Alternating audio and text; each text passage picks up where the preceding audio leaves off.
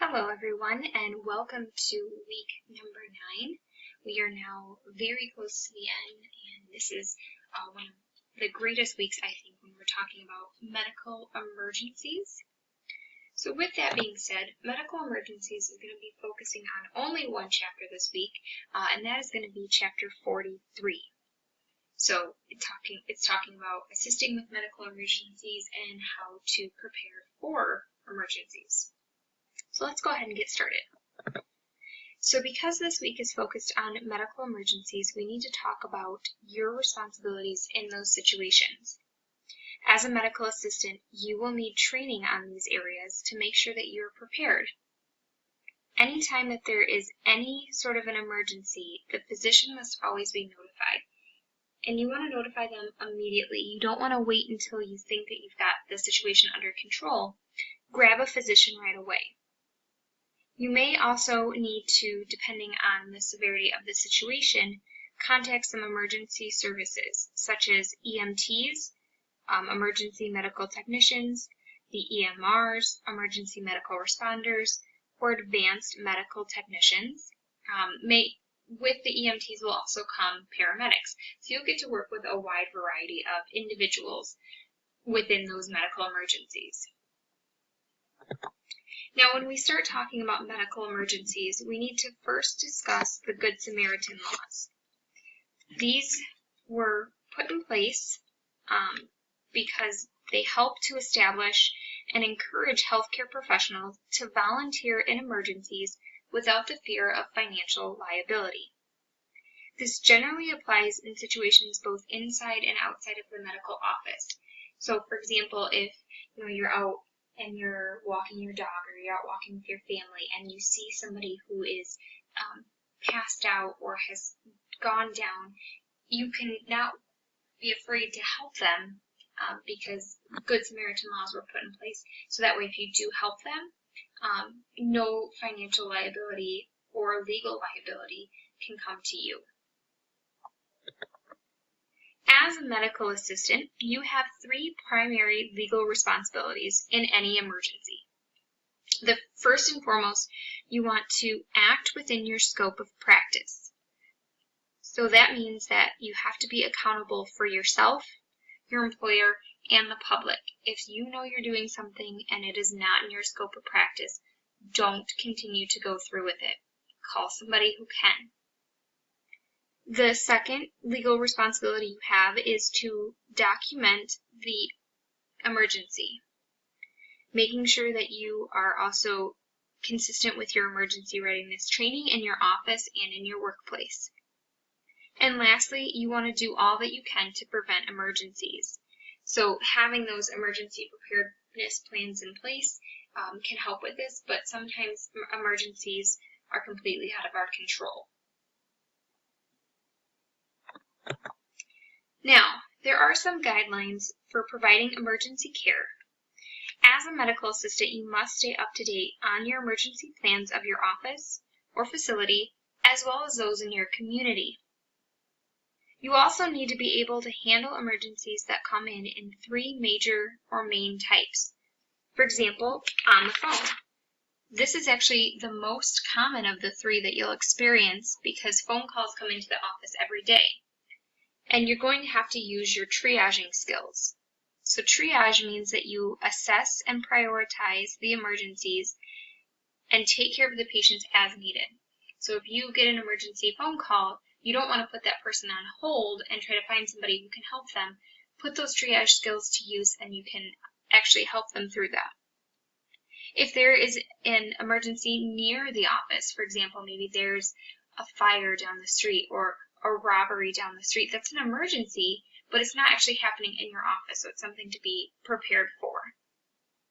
And lastly would be any sort of emergency that does happen in the office.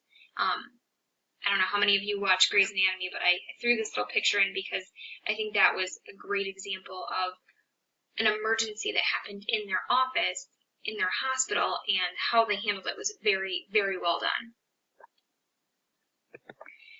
Now, every doctor's office will have what we call an emergency crash kit, and it will be available for all situations. The crash cart will contain all supplies that may be needed during an emergency. And typically, it's going to be on one of these large roll-around carts that can be accessed by anyone at the office at any time. With the crash cart, you want to make sure that you have it close and it's full with not only emergency medical supplies, but also a drug box. And some of the drugs that you might find in there are things like activated charcoal, Benadryl, epinephrine, insulin, lidocaine, nitroglycerin, and normal saline.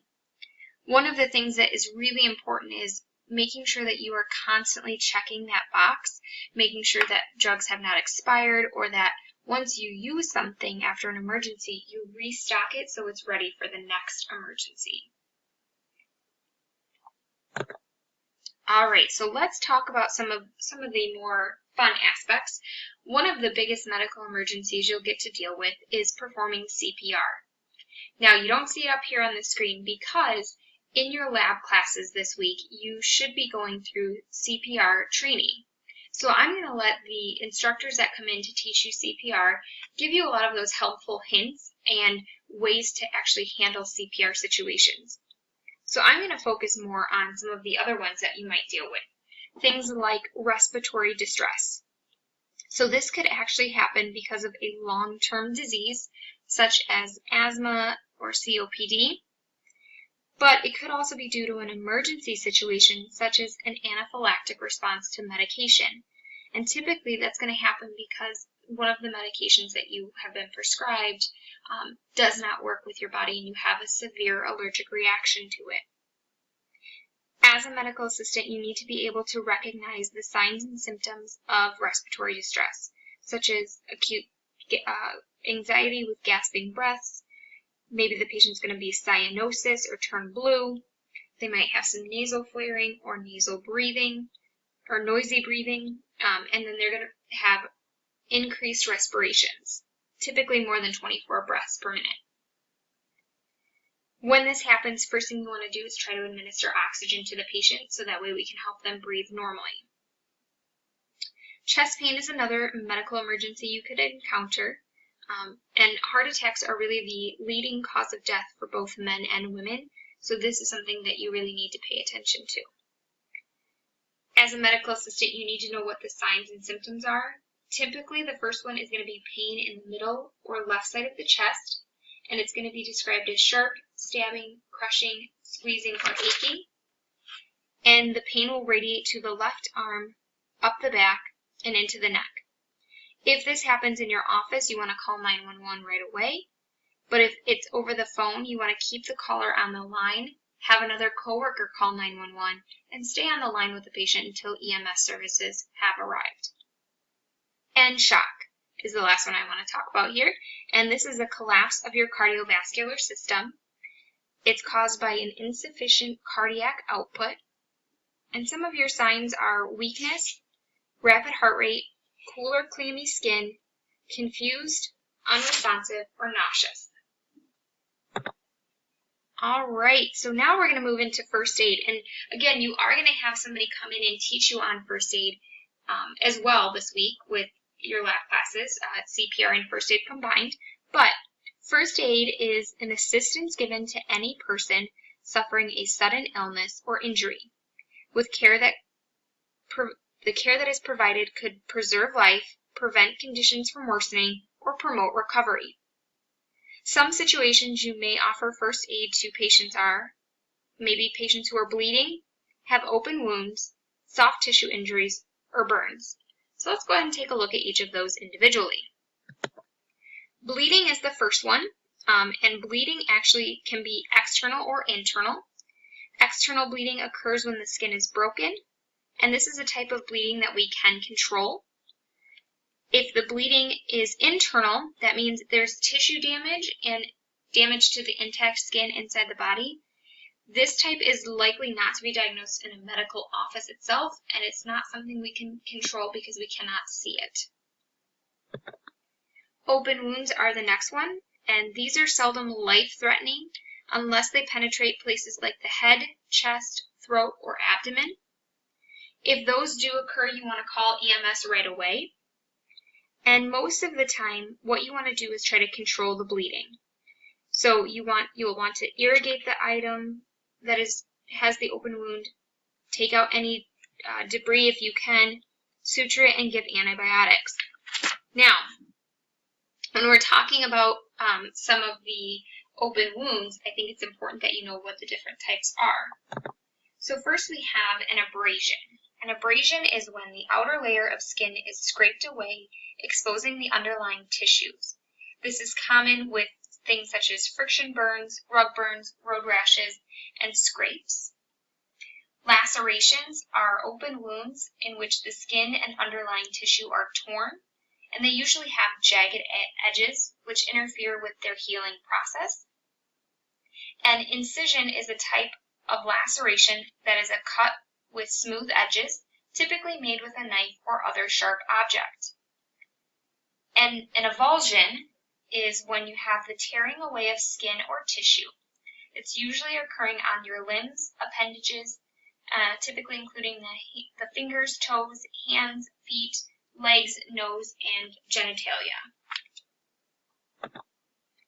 Soft tissue injuries are when you have trauma that involves both the skin and underlying tissues. So for soft tissue injuries, you want to make sure that you elevate the body part right away, and for more severe injuries, you want to make sure you mobilize whatever is injured. Burns are a type of injury that occurs when an area of tissue is destroyed by the action of physical heat, chemical activity, or high electrical currents, or maybe even heavy exposure to radiation. The severity of the burn will depend on the amount and the depth of tissue injured. Make sure when you're treating burns that you use cool water to soothe the area and if there are no broken blisters. Alright, so the last thing I want to talk about is emergency preparedness. And one of the things that you really need to know is FEMA, which is the Federal Emergency Management Agency. And they actually got put in place to help you know how to respond to events either that are human-related or natural disasters. For example, human-related ones are things like terrorism. Natural disasters are probably more what you're going to be dealing with, and those are things like earthquakes, tornadoes, hurricanes, floods, fires, things of that nature.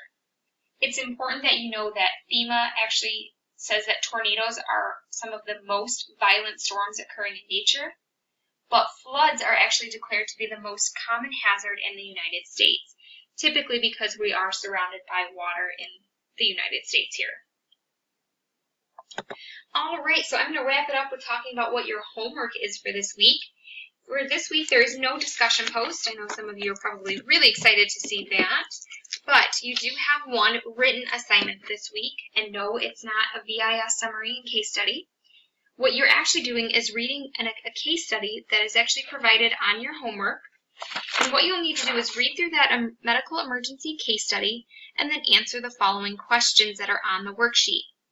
Please make sure that you are using proper APA in-text citations and including a reference page at the bottom of your work. That is really important as that is actually part of the grading rubric. You also have one quiz this week. Your quiz is going to be over medical emergencies. It is a 25-question quiz, both multiple choice and true-false questions. You have a 30-minute time limit. Both of these assignments will actually be due by Sunday, March 5th at midnight. Alright guys, if you have any questions, please make sure that you reach out to me either via email or phone. And I hope that you all have a wonderful week 9 and enjoy your CPR and first aid training courses on your campus. Have a great week, guys. Bye-bye.